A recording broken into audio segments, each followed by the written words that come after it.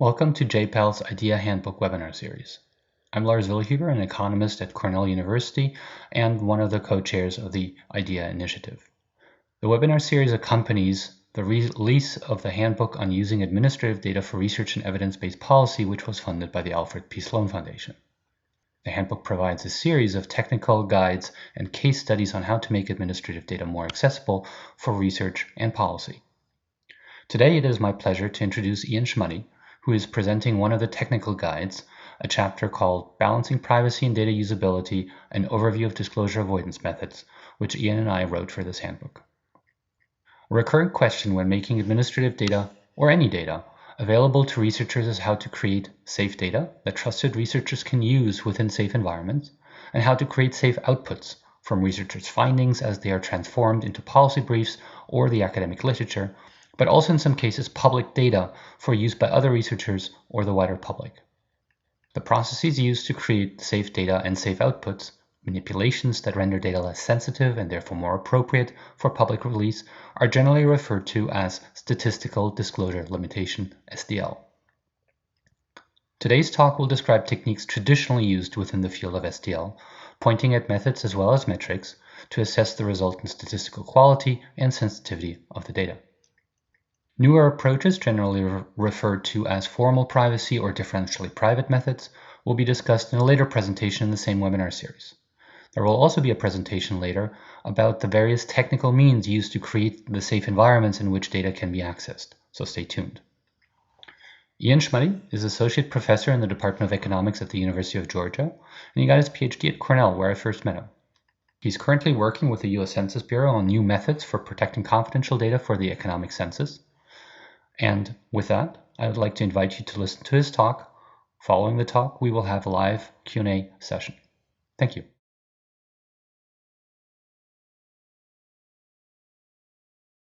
Hi, my name is Ian Schmutte. I'm here to discuss a chapter that I recently wrote with Lars Vilhuber for the Handbook on Using Administrative Data for Research and Evidence-Based Policy. Lars and I wrote this chapter to help data providers who are tasked with the problem of making sensitive data available to the public for research while safely maintaining the privacy and confidentiality of the individual records.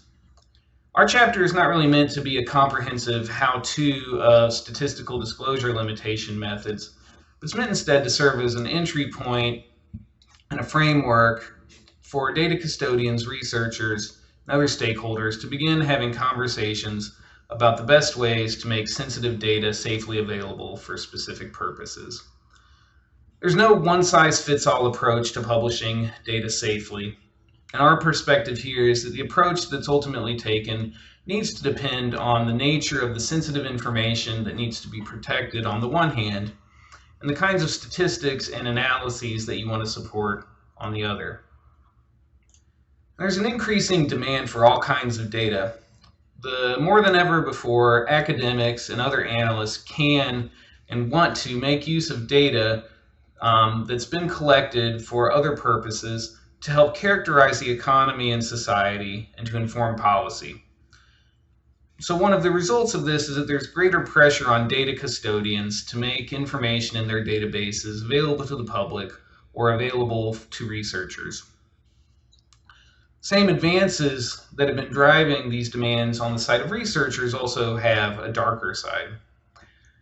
Computing power, together with the increasing availability of outside data that's greatly detailed, make it easier than ever for attackers to exploit improperly protected data and use it to learn sensitive characteristics about the people whose information you've been entrusted to protect.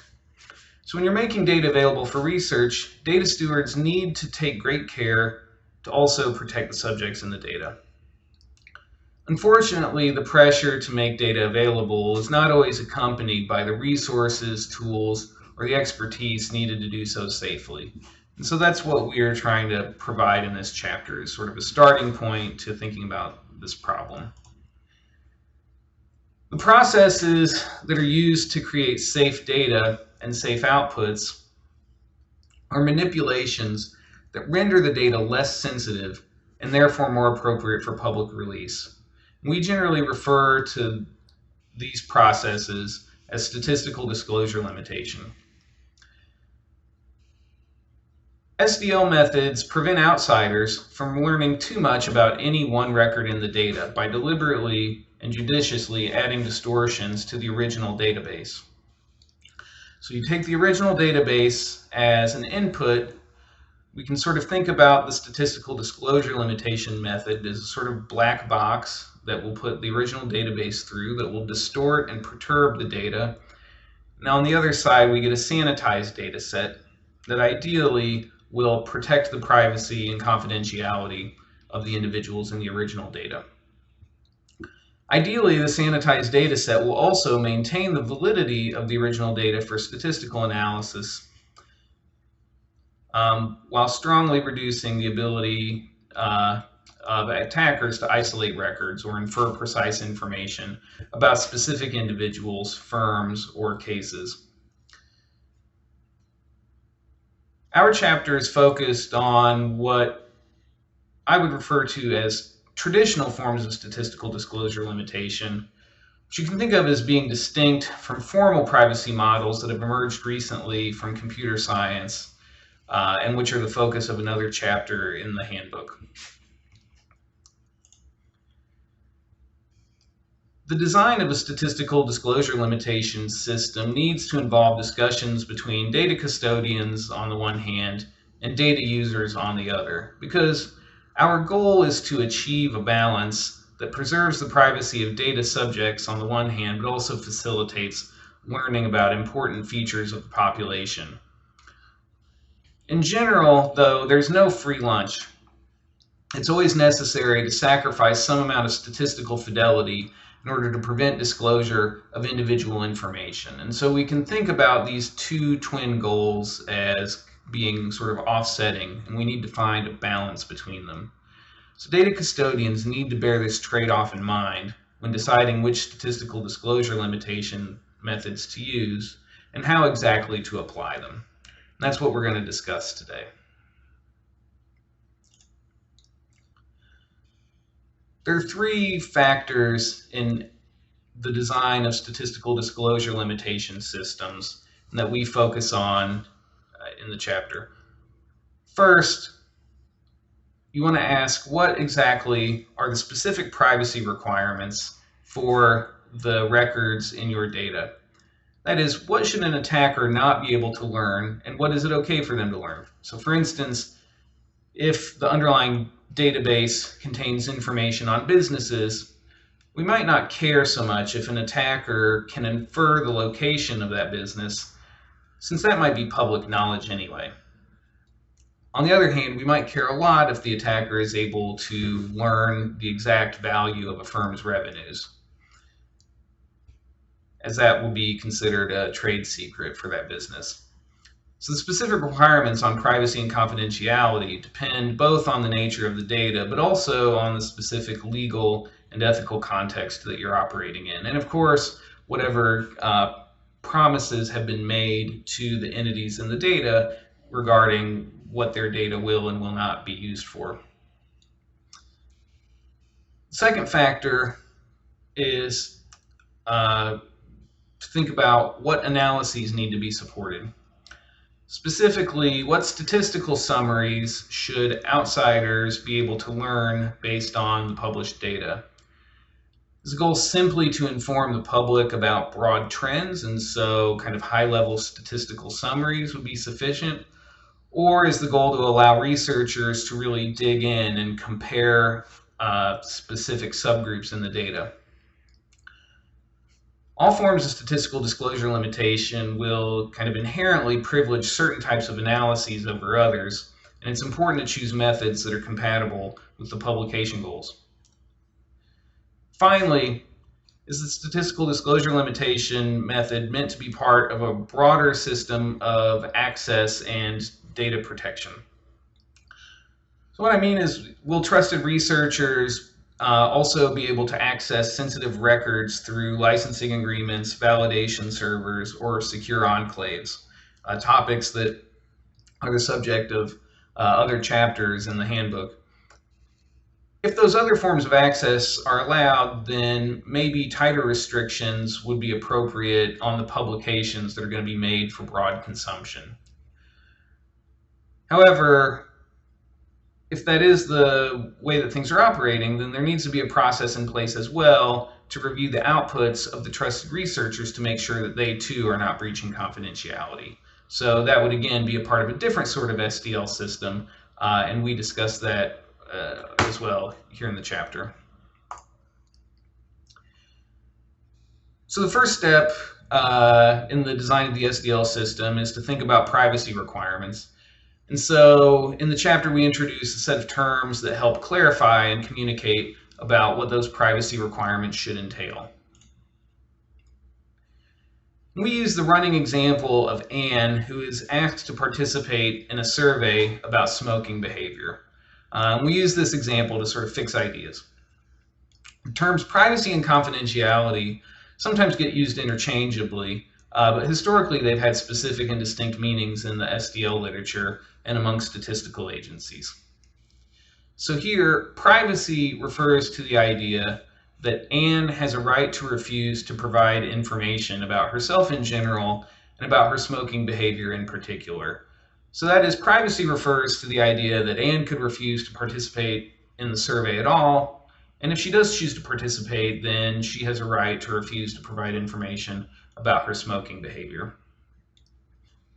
Confidentiality, by contrast, refers to the idea that Anne, after providing her information in the survey, has an expectation that her responses won't be learned by others, and especially that her responses can't be used against her to cause her some kind of harm.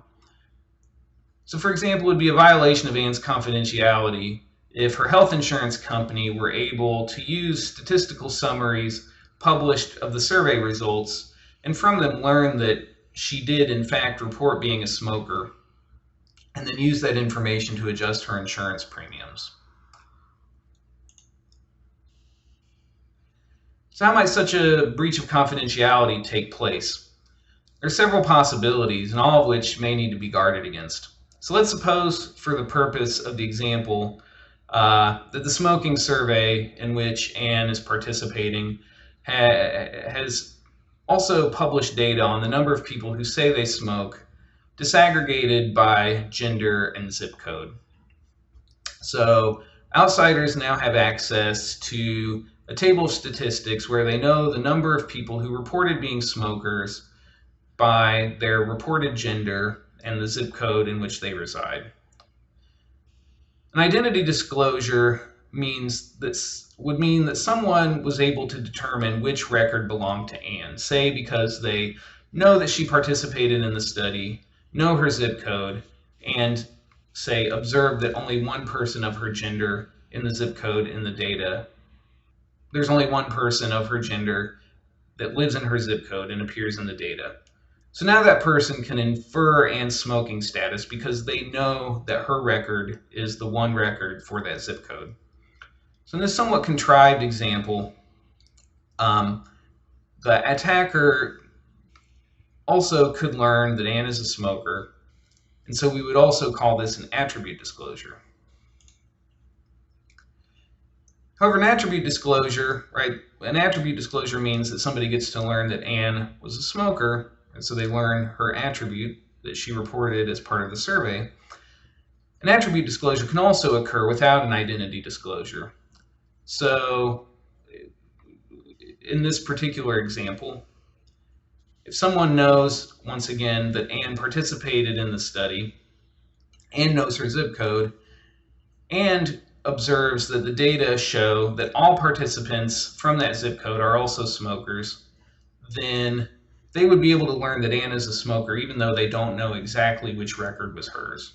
So even though an identity disclosure has not taken place, they don't know which record belongs to Anne. It sort of doesn't matter because they've learned everything that they could know about Anne's smoking status from the published data.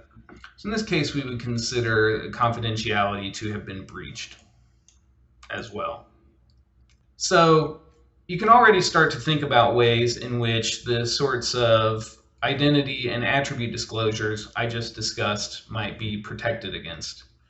But in general, it might not be satisfactory to just protect against the sorts of exact disclosures we've just been discussing. Instead, we might also be concerned about an attacker being able to learn too much about an attribute, even if they can't learn that attribute exactly. And we refer to this situation as inferential disclosure. So continuing on with Anne, now suppose that Anne's health insurer knows that she's in the data, she lives in a particular zip code, and then is able to observe the data on smoking status from her zip code again. If the data have 100 records from her zip code that include gender, and 99 of the records that share the same attributes as Anne are smokers out of those 100, then the insurer has learned Anne's smoking status with imperfect but with very high precision. So now they know that Anne is probably a smoker and may use that information to adjust her insurance premiums. Controlling inferential disclosure risk, though, involves making inherently subjective decisions. So in this example, how many non-smokers must be in a cell for us to decide that Anne's smoking status is sufficiently obscured?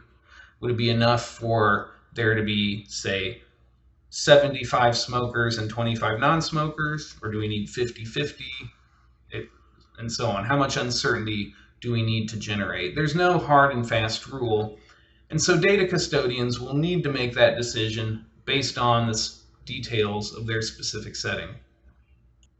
To think about ways to protect against or to measure the risk of identity disclosure and attribute disclosure, Tanya Sweeney proposed the concept of K-anonymity, which defines disclosure risk in terms of the number of records that share the same combination of attributes. So if a single record can uniquely be identified by some combination of attributes, disclosure risk is high. So then Sweeney used this basic idea to say that a data set can be called K-anonymous if for all feasible combinations of attributes, there are at least K records that have that same combination. So if a database, say, satisfied 3 anonymity, then the first situation that we considered with Anne, where she could be singled out just by the combination of gender and zip code, would not have been possible. There would be, say, at least 2 other people, 3 total, in her cell. So intuitively, increases in the number K reduce the risk that observations can be singled out by linking in other data sets that contain the same attributes. The concept of K-anonymity then therefore provides some guidance for us to use when thinking about how to implement SDL systems to protect against identity or attribute disclosure.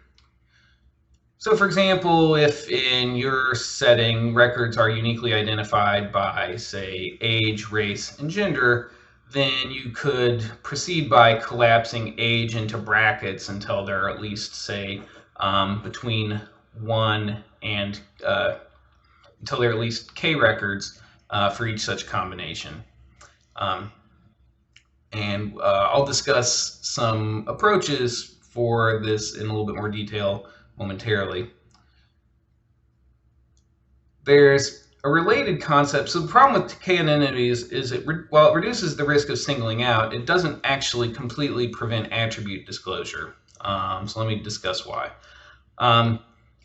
If all K observations within the same combination of attributes also share the same sensitive attribute, say smoking behavior, then the published data don't prevent disclosure of smoking. So this was the case in the second example that we considered with Anne. Recognizing this, a group of computer scientists introduced the concept of Ldiversity.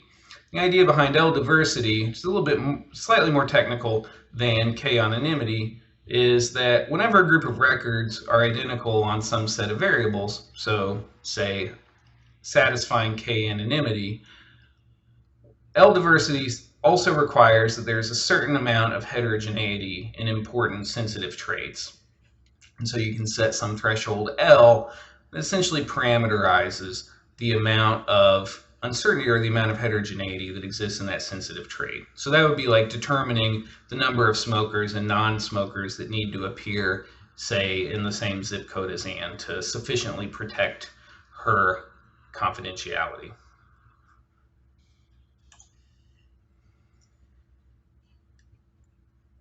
In the remaining time, I'm going to briefly discuss some of the most widely used methods for statistical disclosure limitation, focusing on how they can help protect published data. I also want to think about how these different methods affect the sorts of uses for which the published data can be put. And so to that end, I'm going to briefly talk about the concept of ignorable statistical disclosure limitation. So in a separate paper with John Abowd, we define statistical disclosure limitation as being ignorable if it's possible for the researcher to get the same result when using the sanitized data that have been through the SDL system that they would have gotten had they conducted their analysis on the true unprotected data. So that is, the researcher can ignore whether or not they got the true data or they got the SDL protected data because their analysis is going to be the same in either case. Whether statistical disclosure limitation is ignorable depends both on the method that's being applied, but also on the intended use. And so both are important to think about when designing the statistical disclosure limitation system and thinking about the use cases that might arise that will not be appropriate given the system. When statistical disclosure limitation is not ignorable, we may also ask whether it's possible for researchers to conduct an analysis that adjusts for the distortions that are introduced by the statistical disclosure limitation system. The first and kind of perhaps sort of baseline statistical disclosure limitation method is just in general the good practice of removing from the data set any variables that are not needed for data processing or analysis and that could be considered direct identifiers. What exactly constitutes a direct identifier may differ depending on the context, but in general comprises any variable that might directly link to confidential information, names, account or identifier numbers, sometimes exact birth dates or exact geo-identifiers. So say something like an exact latitude and longitude might be an exact identifier. HIPAA defines 16 identifiers that need to be removed in order to comply with the law. It may be necessary to preserve identifiers through parts of data processing or analysis if they're key variables needed for record linking. And if allowing an analysis based on record link isn't important, then the statistical disclosure limitation system will need to be accompanied by some other access mode, like a secure enclave or a data use agreement for trusted researchers. Now, de-identification is technically ignorable since we in general would not want to allow any statistical use that singles out individual records anyway. But while de-identification is generally necessary to prevent disclosure, it's rarely sufficient.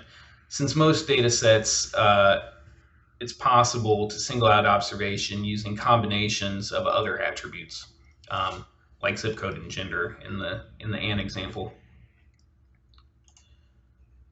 So, as we discussed briefly, another commonly used statistical disclosure limitation method is what I've called here coarsening, although this is sometimes referred to as generalization or masking. Statistical agencies will often coarsen or collapse categories that are sensitive or that single out individual records. So basically the idea is if we coarsen the quasi-identifiers, then we can increase uncertainty about whether a particular record belongs to a specific individual that has the same set of quasi-identifiers. And in principle, all variables are potential quasi-identifiers, and the concept, therefore, of k-anonymity provides a useful guide for implementation. The coarsening is common in microdata releases, and as a general rule of thumb, it probably makes sense to consider coarsening variables that have heavy tails like earnings or, say, firm payroll. Coarsening is certainly familiar to anyone who's worked with public use data. So the public use microdata from the American Community Survey have geographic areas that are coarsened until all such areas represent at least 100,000 individuals. And in many data sources, characteristics like age and income are reported in bins, even when the raw data are more detailed. Top coding is a specific and kind of common form of coarsening in which variables like incomes above a certain threshold are replaced with top-coded values.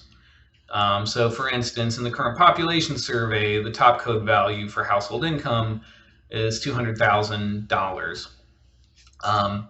This is because incomes above that level are sufficiently rare, but also available potentially in other data sources, that it might be possible to single out or identify high income households from the data unless some kind of approach is taken. Top coding in the current population survey is a nice way to sort of get some intuition around what ignorability means in a somewhat trivial but illuminating example application. So top coding in the CPS is ignorable whenever the analysis is focused on studying incomes that fall outside of the top codes. So a very common example would be if you're computing, what you're interested in, say, is a study of household income inequality. A common measure would be to look at the gap between the incomes at the 90th percentile of the distribution and the income at the 10th percentile. That 90-10 income gap is not affected at all by top coding, since the income top code falls above the 90th percentile of the income distribution.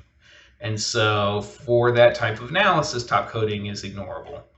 However, if the goal of the publication system were to allow researchers to study, say, movements in the income of top earners, or say the share of household income that goes to households above the 90th percentile or 95th percentile of the income distribution, then this particular application of statistical disclosure limitation is sort of trivially non-ignorable.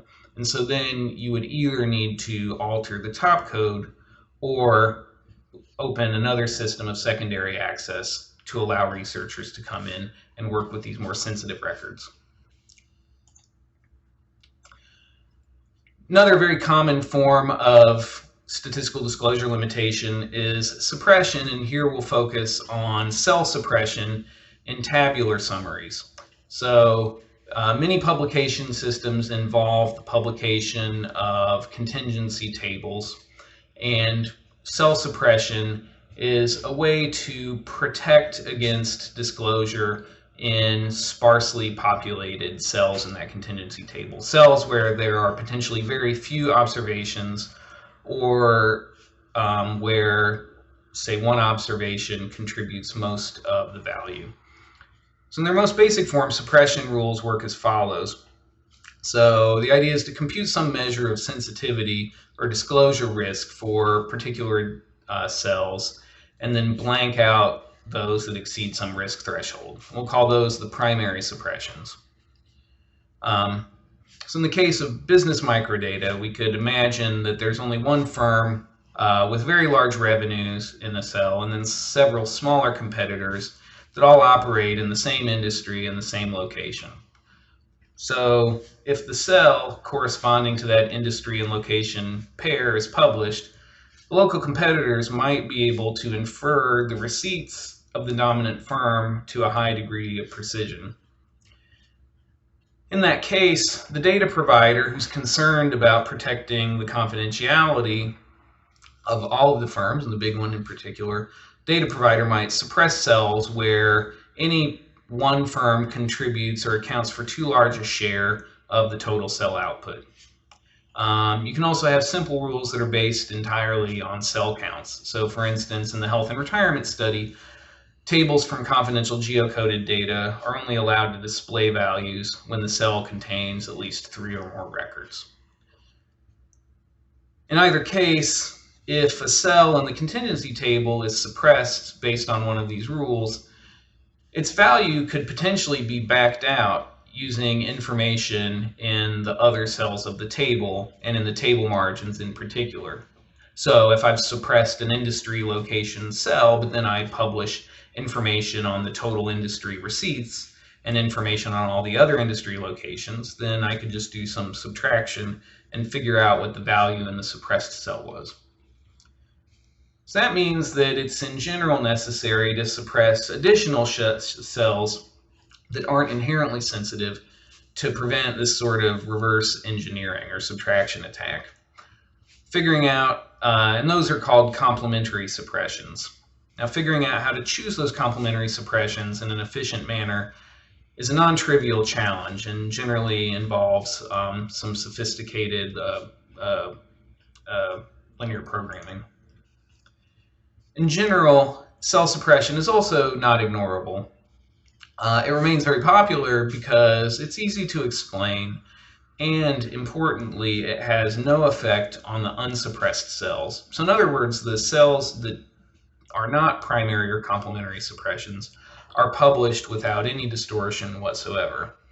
And so if the main goal of the publication is to reveal the information in the unsuppressed cells, then cell suppression is, well, ignorable. In general, the features of the data that lead to suppression are often related to some phenomenon that outside researchers might be interested in. And so cell suppression should be thought of as being generally non-ignorable. And so extreme care should be taken when using cell suppression, especially when thinking about the sorts of intended uses to which the data are going to be put. Noise infusion methods, as well as the formal privacy methods that are discussed elsewhere in the handbook, offer an approach to publishing tabular data that can be a useful alternative to suppression if allowing for kind of unrestricted uses of detailed cross-tabulations is important. Swapping is another form of statistical disclosure limitation that's often used in publication of microdata. And the premise behind it is sort of similar to the premise behind suppression. So once again, each record would be assigned some level of disclosure risk. But then, instead of just suppressing the high-risk records, a high-risk record will be matched instead to a less risky record on a set of key variables. And then all of the other non-key attributes are swapped. So the result is a data set that preserves the distribution among all of the key variables that were used for matching. So all of the means and correlations amongst the key variables are preserved. And so if the original purpose of the data was to publish cross-tabulations of matching variables, what swapping achieves is that it makes it possible to produce microdata that are consistent with those tabulations, but where the sensitivity or ability to single out individual records on the basis of sensitive characteristics has been limited. So this approach is commonly used in censuses and surveys of people or households, more rarely used with establishment data. Swapping is ignorable for analyses that only depend on the matching variables, since, as I just described, the relationships among the matching variables are preserved by construction. However, swapping clearly distorts any relationships among the other variables, and more importantly, between the matching variables and the other sensitive variables. So in general, statistical agencies are not able to publish details about how swapping is implemented because that information turns out to make it easier to reverse engineer some of the swaps and therefore undo the protection. And so not only is swapping not ignorable, but in general, swapping is a bit of a black box, which makes it impossible for researchers to correct their analysis for distortions introduced by the swapping procedure. The final method of statistical disclosure limitation that I want to briefly review is noise infusion. Noise infusion is one of the more modern approaches to statistical disclosure limitation, sort of prior to or emerging alongside formal privacy methods. And noise infusion can really refer to an array of related methods that all involve distorting the data with randomly distributed noise. There's a key distinction between methods where the microdata are infused with noise, so we would call that input noise infusion, versus methods where noise is added to functions or aggregates of the data before publication, which we would call output noise infusion. Noise infusion was originally developed as a substitute or an alternative to cell suppression as an approach to protecting tabular summaries of business data. The basic approach assigns each unit a noise factor that's drawn from some distribution, and then distorts each characteristic for, say, a given establishment or a given unit by that same noise factor. The tabular summaries are then published not from the original data, but from the distorted data after the input noise has been applied. And one of the key properties of this particular type of input noise infusion is that as the cells get larger, the distortions that have been added average out. And so large cells will generally be pretty precise measures of the undistorted values. So while small cells can end up getting quite distorted during protection, large cells generally have little distortion, and perhaps as importantly, most cells no longer need to be suppressed. Noise infusion also has the advantage that it mostly eliminates the need to suppress any sensitive records, and it allows more information to be revealed from the confidential data while still preserving confidentiality protections. It also, in general, preserves the means and covariances among variables, but it will always inflate estimated variance, and it can also lead to bias in estimates of statistical models, and in particular, say, in estimating regression coefficients. So noise infusion is, in general, not ignorable. Now, if the details of the noise distribution can be made available to researchers, then it's possible to correct analyses for the noise infusion. However, and this is a key distinction between this particular type of input noise infusion and formal privacy methods, information about the noise distribution in some cases can help an attacker to reverse engineer the protections. So in wrapping up, I want to conclude with some thoughts about why somebody should read this chapter. In addition to the topics that I've gone over, which of course are elaborated on in more detail, our chapter also has a further description of additional methods for statistical disclosure limitation and gets a bit more into their details.